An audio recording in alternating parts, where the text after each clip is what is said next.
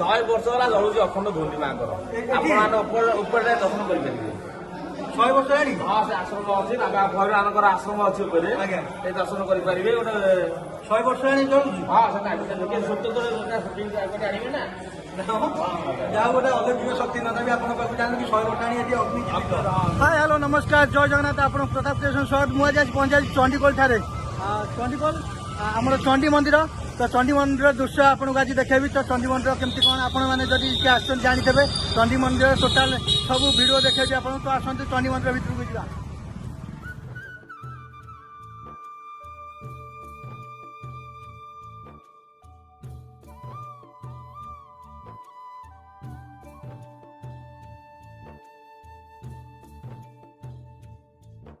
सबुज बन भितर माँ चंडी माँ अच्छा तार बढ़िया मानने अलग टाइम आसवे सनसाइन टाइम देखिए बहुत सुंदर लगे दृश्यटी बहुत सुंदर लगे जेहेतु पहाड़ लंबिकी रही ग्रीन सब सबुज परिवेश बर्तमान देखो जेहेतु आम फगुण मास चली सब पत्र झड़ा दौर बर्तमान सब गच पत्र दौरान बर्तमान आमर सब सबुजमय परिवेश बर्तमान हो सब ग्रीन ग्रीन दिशो आ ट्रावेलिंग प्लेस बर्तमान यहाँ सबुआड़ लोक ये आस बहुत दूर दूरांतर लोक आसते देखो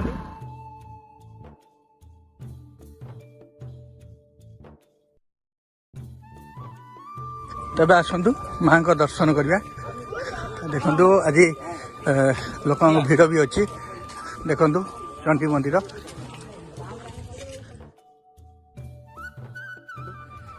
चंडीगोल आसतु कि आम चंडी मंदिर आसतु महाविनायक जातु कि चंडी मंदिर आसतु देखो खाली माकड़ पाखे देखु खाली माकड़ ये हूँ सिंहद्वार देखु सिंहद्वार देखु चंडीगोल चंडी मंदिर माँ चंडी की देखो देखु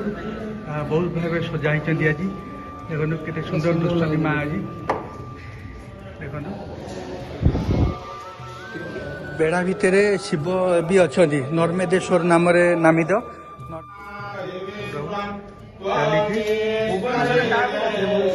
प्रभु नर्मेदेश्वर अच्छा चंडी मंदिर दि देखु बहुत सुंदर है जगह देखु प्रभु को ये हूँ पूर्व पार्श्व अपन बेढ़ा बुलिए बहुत सुंदर लगे ये चंडी मंदिर बेड़ा बहुत सुंदर लगुच आप चंडी मंदिर पूजक अच्छा नना आज पचार चंडी मंदिर विषय चंडीर विशेषता कौन चंडीर माँ को अलौकिक शक्ति नना को केते नना जानी से विषय आज मुझे पहुंच जाए चंडीगोल मो सांग मैंने भी अच्छा मो सागर आज नना आप ना देवाशीष पंडा चंडी मंदिर समस्त जानते महाविनायक और चंडी मंदिर चंडीगोल कहले महाविनायक बुझे चंडी मंदिर चंडी मंदिर अलौकिक शक्ति कौन अच्छी चंडी मंदिर विषय किसी कहे आप ओम नमः चंडिकाय नमः ओम सर्वबाधा विनिर्मुक्तो धनधान्य सुधानिधा मनुष्य मत प्रसादे नमः संदय ओम नमस्ते चंडिके देवी नमस्ते छिन्नमस्तके सर्व दुख हरे देवी नारायणी नमोस्तुते ये हेले माँ चंडीपीठ आम जमी शैव पीठ मान अच्छी ये देवी पीठ ये माँ का ना अनुसार स्थान ना चंडीखोल केमी ना ये माँ हेले चंडी पहाड़ खोलू बाहर पहाड़ खोलू हाँ यहाँ पहाड़ आपण मैंने बसती पहाड़ पहाड़ ये जगह ही गोटे कुंड थिला माने पुष्करणी अच्छी से कुंडटा माने ऊपर झरणा पानी से कुंड पड़ी फुल खाल माँ से गछ मूले थे से माँ को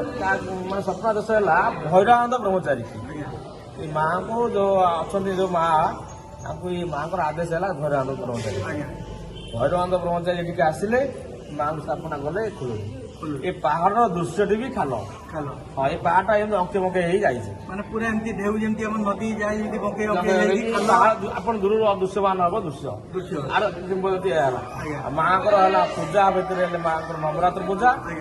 माँ को 9टी बेश हुई ओं प्रथम शैलपुत्री च द्वितीय ब्रह्मचारिणी तृतीय चंद्रघटेति पुष्माण्डेति चतुर्थकम पंचम स्कंदमातेति षष्ठ कात्यायनेति च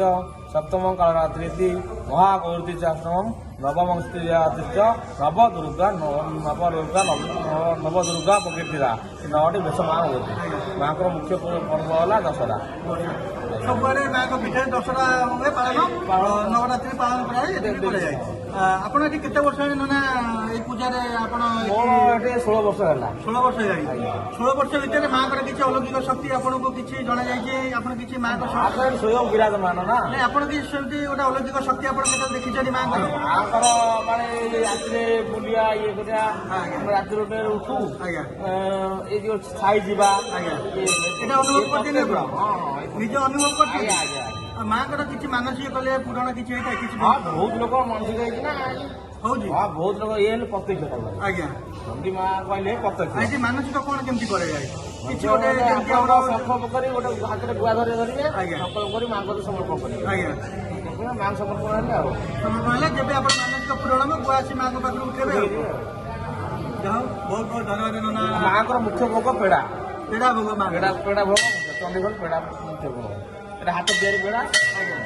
ଆଉ ବାହାର ଭୋଗ ପେଡା ଭୋଗ ଆସେ ନା ଏଇ ମନ୍ଦିରରେ ତିଆରି ହଉଛି ମନ୍ଦିର ତିଆରି ବାହାର ଭୋଗ ଆଲାଉ ନାହିଁ ଆଲ୍ଲାହ ଅଛି କିନ୍ତୁ ଆମେ ସମର୍ପଣ କରିବୁ କିନ୍ତୁ ଏଟା ଭୋଗ ଲାଗିବ ମାଙ୍କର ସନ୍ଧ୍ୟା ଆରତିରେ ଭୋଗ ଲାଗିବ ଆଜ୍ଞା ଆଉ ସନ୍ଧ୍ୟା ସକାଳ ଆରତିରେ ପେଡା ଭୋଗ ମୁଖ୍ୟ ଭୋଗ ହଉଛି ପେଡା ଦେଖନ୍ତୁ ଯୋଉ ଭାଇ ଭଉଣୀ ମାନେ ଆସିବାକୁ ଚାହୁଁଛନ୍ତି ଆମର ଚଣ୍ଡିଖୋଲ ଚଣ୍ଡୀ ମନ୍ଦିର ମାଙ୍କର ହଉଛି ମୁଖ୍ୟ ଭୋଗ ପେଡା ପେଡା ଭୋଗ ଏଇଠି ବି ମାନେ ଏଠି ଦୋକାନ ବାହାରୁ କେହି ଆଣିବେନି ଏଇଠୁ ନେଇକି ଆସିବେ ଆମର ମନ୍ଦିର ପରିସର ଭିତରେ ବେଢା ଭିତରେ ଆମର ଭୋଗ ଦୋକାନ ଅଛି ମାଙ୍କର ମୁଖ୍ୟ ଭୋଗ ହଉଛି ପେଡା ନନା କହିବା କଥା ଆଉ ଅଲୌକିକ ଶକ୍ତି ମାଙ୍କର ଅଛି ଯେ ମା ଏଠି ବୁଲନ୍ତି ଛାଇ ଦୃଶ୍ୟ ମାନ ହଉଛି ମାଙ୍କର ନନା 16 ବର୍ଷ ହେଲାଣି ନନା ମାଙ୍କର ଏଠି ଗୋଟେ ବଡ ଜିନିଷ ହେଲା ଅଖଣ୍ଡ ଧ୍ୱନି ଅଛି ଆଜ୍ଞା 100 ବର୍ଷ ହେଲା ଜଳୁଛି ଅଖଣ୍ଡ ଧ୍ୱନି ମାଙ୍କର ଆପଣ ଉପରେ ଦର୍ଶନ କରିପାରିବେ 100 ବର୍ଷ ହେଲାଣି ହଁ ସେ ଆଶ୍ରମ ଅଛି ଭଗବାନଙ୍କର ଆଶ୍ରମ ଅଛି ଉପରେ ଆଜ୍ଞା ସେ ଦର୍ଶନ କରିପାରିବେ ଗୋଟେ 100 ବର୍ଷ ହେଲାଣି ଜଳୁଛି ହଁ ସେଟା ଆଣିବେ ନା ଯାହା ଗୋଟେ ଅଲୌକିକ ଶକ୍ତି ନନା ବି ଆପଣଙ୍କ ପାଖକୁ ଜାଣନ୍ତି 100 ବର୍ଷ ଆଣି ଏଠି ଅଗ୍ନି ଅଗ୍ନି ବର୍ତ୍ତମାନ ସେଠୁ ଆସିଲେ ମାଙ୍କ ଏଠି ଆଳତି ହୁଏ ଆଉ ଆଳତି ହୁଏ ପ୍ରତିଦିନ ହଁ ସେ ଅଗ୍ନି ଆସିଲେ ପ୍ରତିଦିନ ସେଠୁ ଆସେ ତ ଦେଖନ୍ତୁ ସକାଳ ସନ୍ଧ୍ୟାରେ ଅଗ୍ନି ଯୋଉ ଧ୍ୱନି ଅଛି 100 ବର୍ଷ ହେଲାଣି ବର୍ତ୍ତମାନ ଆମର ଅଗ୍ନି ଦେବତା ଜାଗ୍ରତ ଅଛନ୍ତି 100 ବର୍ଷ ହେଲାଣି ଅଗ୍ନି ଦେବତା ଜାଗ୍ରତ ଅଛନ୍ତି ସେଇଠୁ ସକାଳୁ ସନ୍ଧ୍ୟା ଡେଲି ଆସେ ଅଗ୍ନି ଆସନ୍ତି ଏଠି ମାଙ୍କ ପାଖରେ ଆମର ଆଳତି ହୁଅନ୍ତି ଯାହା ବହୁତ ବହୁତ ଧନ୍ୟବାଦ ନନା ଆପଣଙ୍କୁ ବହୁତ ବହୁତ ଧନ୍ୟବାଦ ଯାହା ଆପଣ ଏଇ ଚଣ୍ଡୀ ମନ୍ଦିର ବିଶେଷତ୍ୱ କହିଲେ ଆମର ଭକ୍ତବୃନ୍ଦ ମାନଙ୍କୁ ଯାହା ସବୁ ଭକ୍ତମାନଙ୍କୁ ଅନେକ ଶୁଭେଚ୍ଛା ଶୁଭକାମନା ବହୁତ ବହୁତ ଧନ୍ୟବାଦ।